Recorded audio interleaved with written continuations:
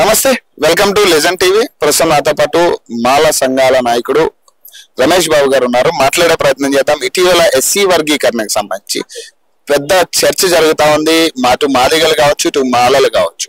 మాకు అన్యాయం జరిగిందంటూ ఇరు వర్గాల చర్చ అయితే జరుగుతా ఉంది. ప్రెస్ మీట్ల రూపంలో అయితే వీళ్ళిద్దరూ కూడా మాట్లాడే ప్రయత్నం చేస్తా ఉన్నారు. అటు మందకృష్ణ గారే మాట్లాడేది ఏంటంటే మాదిగల కంటే మాలలే ఇప్పుడు లబ్ధి పొందుతా ఉన్నారు, మళ్ళీ వాళ్ళే దోచుకు తినే పరిస్థితి వస్తా ఉంది అనేది మాదిగలు చెప్పే పరిస్థితి. మాట్లాడదాం. నమస్తే. ప్రధానంగా అంటే ఇందాక మందకృష్ణ గారు మాట్లాడే మాటలు ఏంటంటే మళ్ళీ మాలలే దోచుకునే విధంగా ఇప్పుడు ఈ వర్గీకరణ జరిగింది. సో మూడో గ్రూప్ లో ఉండాల్సిన మాలలు ఒకటో గ్రూప్ లో వేసి ప్రధానంగా ఒకటో గ్రూప్ లో కింద స్థాయిలో ఉన్న మాదిగల్ని దోచుకు తినే విధంగా వాళ్ళు ప్లాన్ చేస్తా ఉన్నారు అని చెప్తా ఉన్నారు. మీరేం చెప్తారు? ఇప్పుడు మాకు 5% రిజర్వేషన్ వచ్చింది, మాకు వాళ్ళకి 9% రిజర్వేషన్ వచ్చింది. 5% ఉన్నోడు దోచుకుంటున్నాడ, 9% దోచుకుంటాడ. 9% రిజర్వేషన్ వచ్చినా కూడా ఇంకా మాకు 11% రిజర్వేషన్ కావాలంటే వాళ్ళు ఫైట్ చేస్తున్నారు. మరి మా పరిస్థితి ఏంది? గతంలో చంద్రబాబు నాయుడు గారు 2 సార్లు వర్గీకరణ చేసినప్పుడు 97లో కానీ 2000 సంవత్సరాలు 6% రిజర్వేషన్ వచ్చింది మాకు. ఇప్పుడు ఆ దాంట్ నుంచి 1% తగ్గించి ఇంకా 5% పరిమితి చేశారు. అంటే ఇక్కడ ఎవరు దోచుకునే అవకాశం ఉంది? ఇక్కడ 9% వచ్చిన వాళ్ళే దోచుకునే అవకాశం ఉంది. ఇంకోటి ఆ ఏ గ్రూప్ లో ఉన్న వాళ్ళు చాలా మంది అవి కూడా దాంట్లో ఎలిజిబుల్ క్యాండిడేట్ ఆ 1% కూడా మళ్ళీ బీకే వస్తుంది, సెకండ్ గ్రూప్ కి వస్తుంది. వస్తే అప్పుడు 10% అయింది మాదిగలకి. అప్పుడు కూడా 7% అధికారికంగా ఇచ్చారు. ఏలో 1%, డీలో 1% కలిపి అప్పుడు 9% మాదిగలకి వచ్చింది. ఇప్పుడు 10% దగ్గర 10% వరకు మాదిగలకి వస్తుంది. ఇప్పుడు వాళ్ళు ఏమనేది అంటే మాలలు పథకం ప్రకారం ఇదంతా చేసిర్రు. ఢిల్లీ నుంచి ఒక మాల నాయకుడు వచ్చి ఇక్కడ కూర్చుని ఇదంతా కూడా ఎస్సీ వర్గీకరణ వాళ్ళకు అనుకూలంగా చేయడం జరిగింది. ఇదంతా కూడా కాంగ్రెస్ పార్టీ చేస్తున్న కుట్ర మాల నాయకులతో కలిసి అంటున్నారు. మరి ఏం చెప్పదలుచుకున్నారు మీరు ఇప్పుడు జరుగుతున్న ఎస్సీ వర్గీకరణకు సంబంధించి యాజ్ ఏ మాల నాయకుడుగా? ఢిల్లీ నుంచి ఒక క్యాండిడేట్ ఒక లీడర్ వస్తే మాకు 5% రిజర్వేషన్ ఎట్లా వస్తుందండి? ఢిల్లీ నుంచి ఐక్యహ్యం నుంచి ఒక పెద్ద వ్యక్తి వచ్చి ఈ వర్గీకరణ చేపిస్తే గతంలో 6% మాకు 7% వచ్చేది కదా. మాకు 5% రిజర్వేషన్ వచ్చిందంటేనే కాంగ్రెస్ పార్టీలో మాకు ఏ విధమైన అనుకూలతనే లేవు. ఒక్క నాయకులు కూడా మా వైపు మాట్లాడలేదు. మా మాల ఎమ్మెల్యేలే మా గురించి మాట్లాడలేదు, మా డిప్యూటీ సీఎం మాట్లాడలేదు. కరెక్ట్ ఒక వీక్ గారు ఒక్కనే మాట్లాడాడు. మిగతా 8 మంది ఎమ్మెల్యేలు ఒక్కరు కూడా నోరు విప్పి మాల కోసం మాట్లాడలేదు. అలాంటిది కాంగ్రెస్ పార్టీలో ఒక ఆయన వచ్చి మనకు సపోర్ట్ చేస్తుంటే ఎవరు నమ్ముతారు? ఎవరు నమ్మరు. అదంతా ఉట్టి పచ్చి అబద్ధాలు. ఎవరన్నా వచ్చి ఉంటే మాకే ఎక్కువ రిజర్వేషన్ వచ్చేది. మాకు పార్టీలో కాంగ్రెస్ పార్టీలో తీవ్ర అన్యాయం జరిగింది. పార్టీ మాకు ద్రోహం చేసింది, అన్యాయం చేసింది. కాబట్టి మమ్మల్ని ఇలా 5%కి పరిమితం చేసి మాలను మొత్తం ఉద్యోగ అవకాశాలని లేకుండా చేసి మమ్మల్ని అణిచివేసే కుట్ర అనేది ఒక భారీ ఎత్తున కుట్ర జరుగుతుంది. రేవంత్ రెడ్డి గారు చేస్తుండ్రా, ఇంకొకరు చేస్తున్నా కానీ మాల మీద అది ఖచ్చితంగా ఇది కుట్ర. ఇది అంటే ఈ ఎస్సీ వర్గీకరణకు సంబంధించి ఏదైతే మీరేమో ఎస్సీ వర్గీకరణ వద్దు, ఇది రాజ్యాంగబద్ధం కాదు అంటూ కూడా మీరు గతంలో మాట్లాడిన అంశం, వాళ్ళు లేదు ఇది రాజ్యాంగబద్ధమే, ఎందుకంటే సుప్రీంకోర్టు ఆమోదించినప్పుడు రాజ్యాంగబద్ధం ఎట్లా కాదని మాదిగలు అన్నారు. సో ఫైనల్ గా ఇప్పుడు ఎస్సీ వర్గీకరణ జరుగుతున్న క్రమంలో మళ్ళీ మీరు లేదు ఎస్సీ వర్గీకరణ మాకు అనుకూలంగా లేదు, మేము అన్యాయం అవుతున్నాం మీరు మాట్లాడుతున్నారు. అదే మాదిగలు కూడా ఇది మాకు అన్యాయం జరుగుతా ఉంది, 9% మాకు ఇవ్వడం ఏంటి అనేది వాళ్ళు కూడా తిరిగి కొట్లాడుతా ఉన్నారు. అంటే వర్గీకరణ అయ్యే టైంలో ఎందుకు ఇదంతా? అంటే వర్గీకరణ అయితే మీ కోరిక కూడా అదే కదా, ఎస్సీ వర్గీకరణ కావాలనేది కదా. మరి ఎందుకు ఈ టైంలో ఎందుకు కొట్లాట జరుగుతా ఉంది? రెండు ఇప్పుడు ఈ వర్గీకరణ అనేది శాశ్వత పరిష్కారం కాదు. వర్గీకరణ చేస్తే ఇలాంటి సమస్యలన్నీ వస్తాయని 2004లో సుప్రీంకోర్టు చెప్పింది. ఇలాంటి సమస్యలు వస్తాయి. ఒక గ్రూప్ లో ఒక 5-10 మంది ఒక గ్రూప్ లో పెడితే దాంట్లో ఎవరైతే కొద్దిగా విద్యావంతుడో ఆ మిగిలిన అవకాశాలు తీసుకుంటాడు. ఇప్పుడు సపోజ్ ఇప్పుడు ఏ గ్రూప్ ఉంది, ఏ గ్రూప్ లో 15 కులాలు నేతకాల వాళ్ళకి వాళ్ళకి కొంచెం అవకాశం ఉంటుంది. బిలో మాదిగలు కాబట్టి కొంచెం డెవలప్ కాబట్టి వాళ్ళు ఉపయోగించుకుంటారు, మిగతా రావు. సిలో మాల్లో డెవలప్ అంటే మాల్లో తీసుకుంటారు, మిగతా వాళ్ళకి ఉపయోగం ఉండదు. కాబట్టి ఎస్సీ వర్గీకరణ వల్ల ఈ అన్ని 59 కులాలకు న్యాయం జరగదని చెప్పింది సుప్రీంకోర్టు. అసలు అది మార్గమే కాదని అది ఆల్టర్నేటివ్ చూపించిందాము. మా సుప్రీంకోర్టు ఏం చెప్పింది?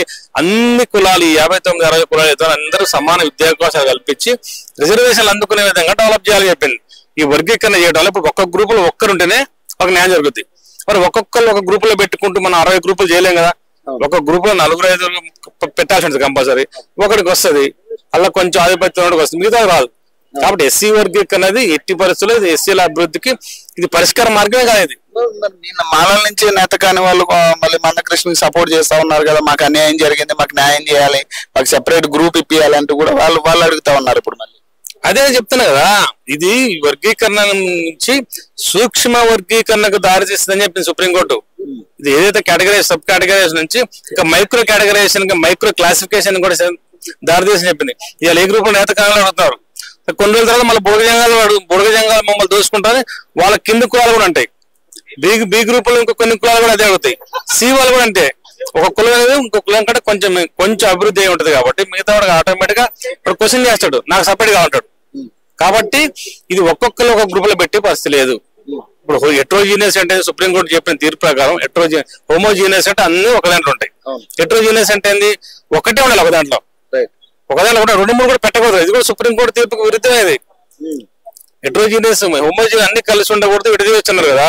అప్పుడు వేరు వేరుగా ఉండాలి. 2-3 కలిపినా కూడా వాటి ఆచార వ్యవహారాలు సంస్కృతి అన్ని విధాలుగా వాళ్ళు వేరు కదా.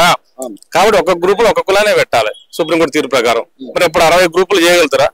చేయలేదు కదా. మీరు ఫైనల్ గా ఏం చెప్పదలుచుకునేది, ఇది కోర్టులో నిలబడదా సుప్రీంకోర్టు? నిలబడదు.